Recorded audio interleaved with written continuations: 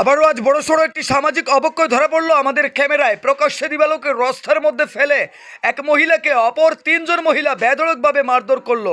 বেধড়ক প্রহারের ফলে গুরুতর আহত ওই মহিলা বর্তমানে ঊনকোটি জেলা হাসপাতালে চিকিৎসাধীন।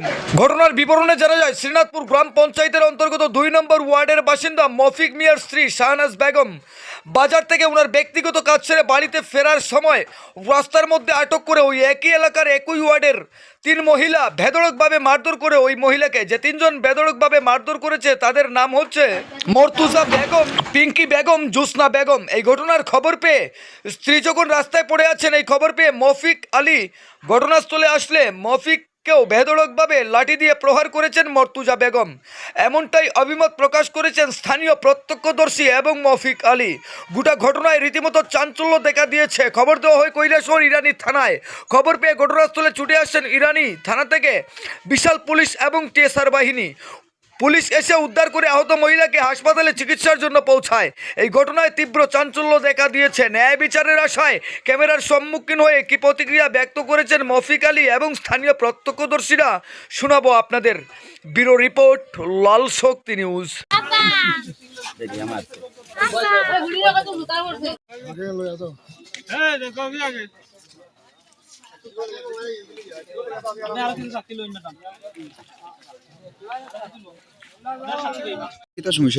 এখানে সমস্যা হয়েছে যে আমি এখানে দাঁড়াইলে আসলাম, এইখানে মহিলা মানে ও তারা চিল্লা চিল্লি করে তাই নিয়ে তার স্বামীরে ফোন দিয়া কইছে এরকম আমার এরকম তারা এখানে অ্যাটাক করছে, তেল লাগি তো বুঝলাম না। তাই না আইছে আবার পরে মানে এখানে তারা হরাইছে দাগ লইয়া লাঠি লইয়া, তাইনেরা তো লাঠি একটা আছিল, তাইনে আমি একটা আইছি, তাইনে আমার কথা মানছে।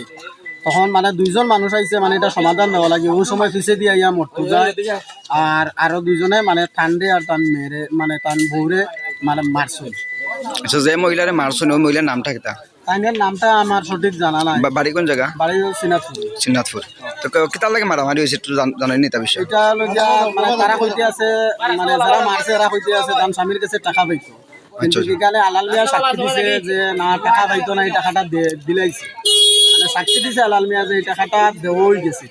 আচ্ছা আচ্ছা, তো মহিলাটা এখানে ফালাই আসেনি? এখানে ফালাই আছে, পুলিশও আইছে? পুলিশও আইছে। ঠিক আছে, আপনার নাম? আমার নাম মফিক মিয়া। বাড়ি কোন জায়গা? বাড়ি শ্রীনাথপুর। কিতা সমস্যা হয়েছে? এখানে আমি বাড়িতে আসলাম, তারা ওই যার ইয়ারিং যাওয়ার পথে ওই যে সবুর স্যার যে মাস্টার স্কুলের টিচার তাই না কইছে ইয়ারিং এ যাওয়া লাগবো আজকে, তারা ওই ইয়ারিং এর বানা দিছে। এরপরে টাকা বেগো আসলো 50,000 টাকা।